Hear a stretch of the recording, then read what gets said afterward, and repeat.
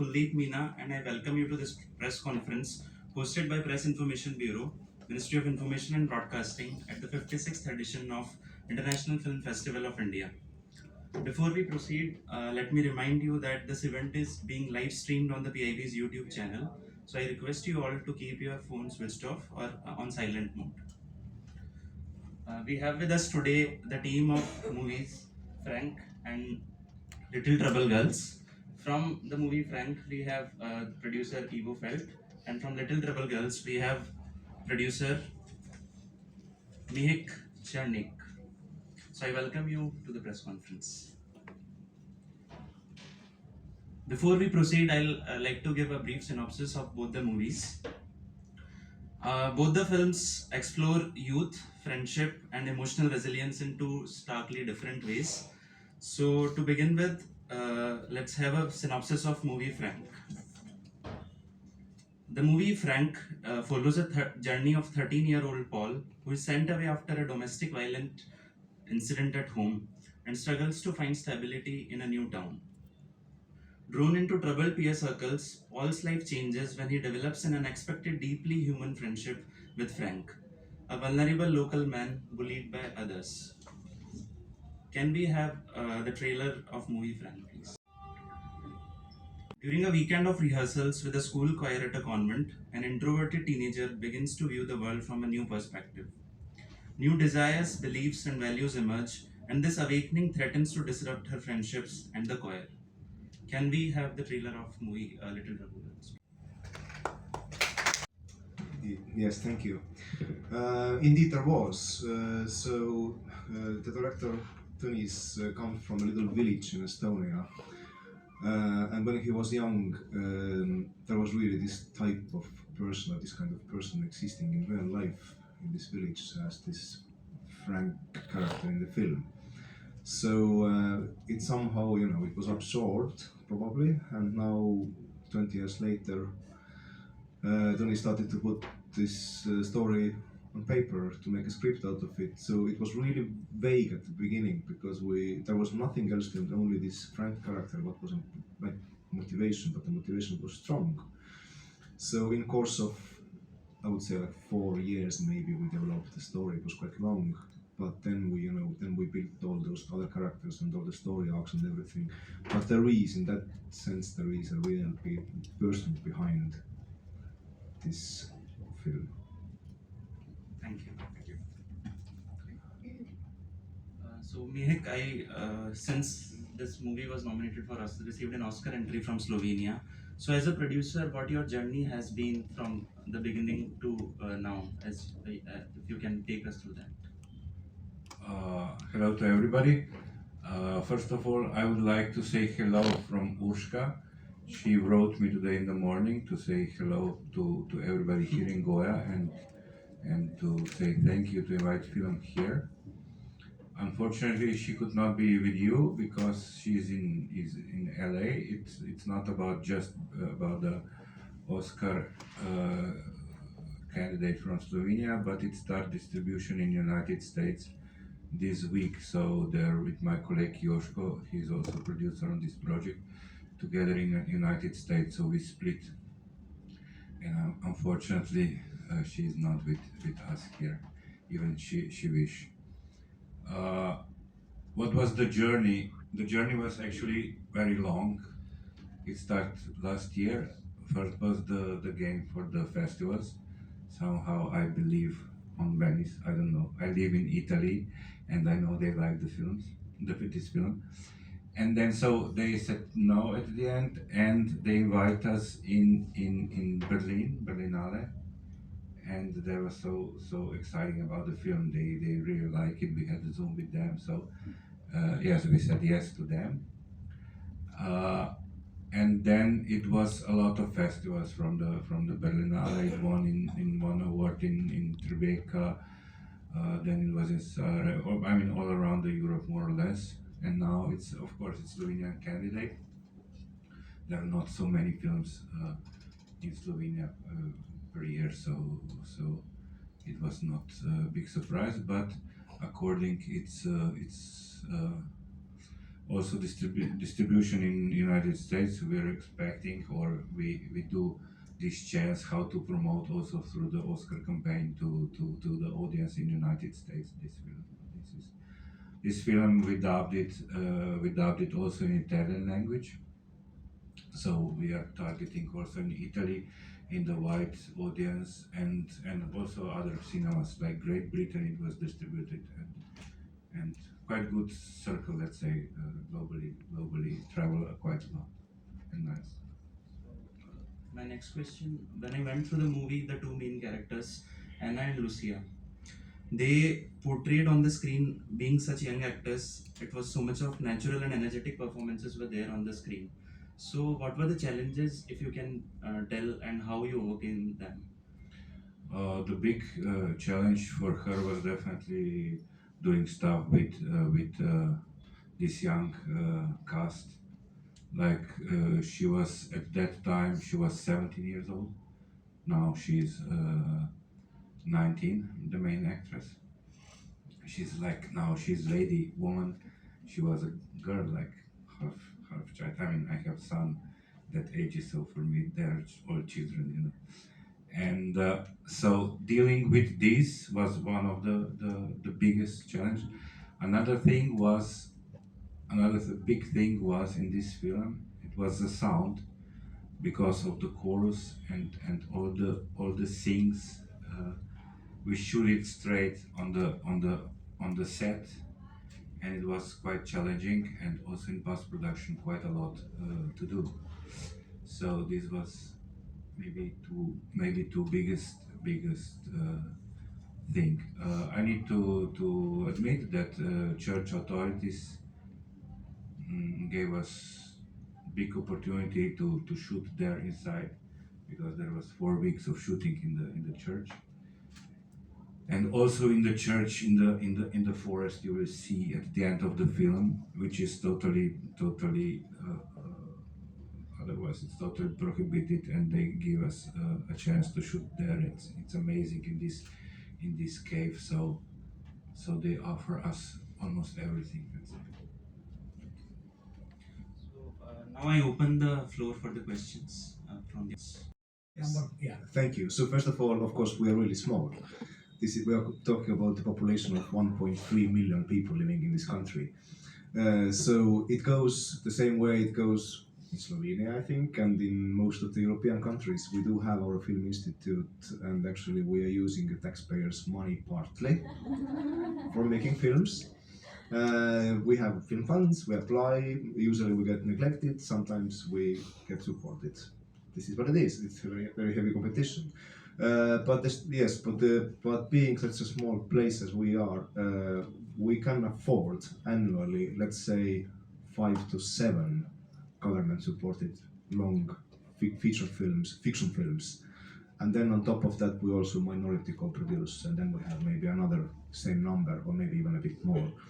And then we also production service. So we're quite active there in this country, but of course the overall number of films is really tiny, and it's it's a little handful of films we are able to make. Nevertheless, here we are. Thank you very much.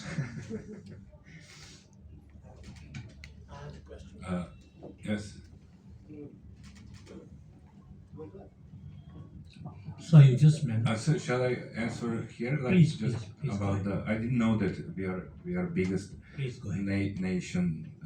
We have like 2 million in Slovenia, but the production is the same amount. So that's why maybe also because of this I decide to move in Italy, where we have a company. So we have company Slovenia and Italy, which is like 100 kilometers from from the capital city I live now, and we have also the Italian company. So we are now in Slovenia with 9 employees. We are the biggest company in Slovenia.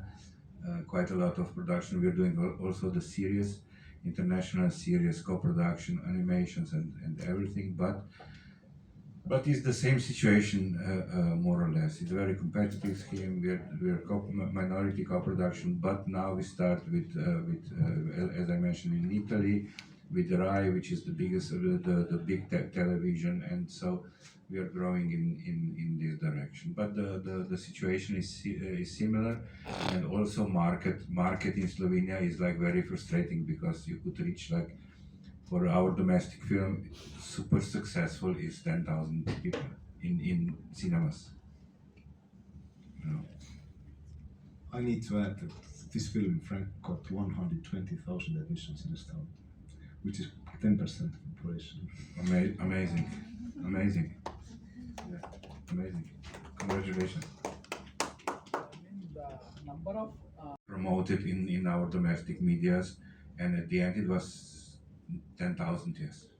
and all the best for Oscar campaigns. Is there any government or any support for campaigning in LA and US for Oscar campaigns from Yeah. government side? Any support? Yeah, but really small amount of money comparing it's similar. It's like 30,000-40,000, which is comparing with Italy. They invest 1 million, for example, 100,000 for their campaign. You could not do. You just travel to LA and you do some press, and this and this is it. You know? I'm sorry for both of you because I have yet to watch your movies and director is also not present. That's why I checked on this evolution of this. Thank you. Thank you very much. Yes, if I got it right. So you asked about what the support gives. I mean, first of all, it makes it all possible at all, because otherwise there are some commercial films in Estonia as well produced. I mean, the onlyest way to do that is make them very cheap, because the audience amount is so small. So in order to get done like more quality films, this support is just, without that there would be nothing. And there is also a little support for distribution if the film will get made, and for the long fiction features, and also actually feature-length documentaries. There is a little distribution support what the Film Institute gives if you're lucky. So in order to make a little bit kind of promotion but it's quite often the scheme is like half of the funds will come from the government and the other half we need to find ourselves. It can come from inside the country, from investors, if it's more commercial films, or very often we also co-produce. I don't know, with Slovenia next time. I hope so. Yeah, it's again similar in Slovenia. For distribution, we got a small amount of money to make a campaign, domestic campaign, which is more or less some press, advertising, and so on.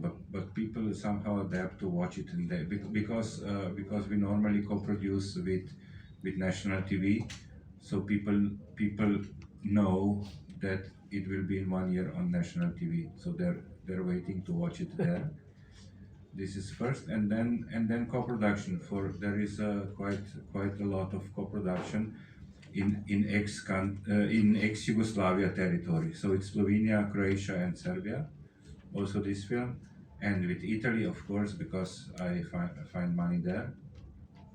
And it was also Euremash, it's supranational European fund for supporting co-production. It's a kind of gap financing. Last 15-20% of the financing you could got there, and we count it because it's a female director, so it's a plus for international finances. This is the structure, more or less. I could not imagine to do in Slovenia, and normally it's not the case, except this kind of low or let's say no budget production, which is then hard to put in the cinema. But more or less, I could not imagine films without public money.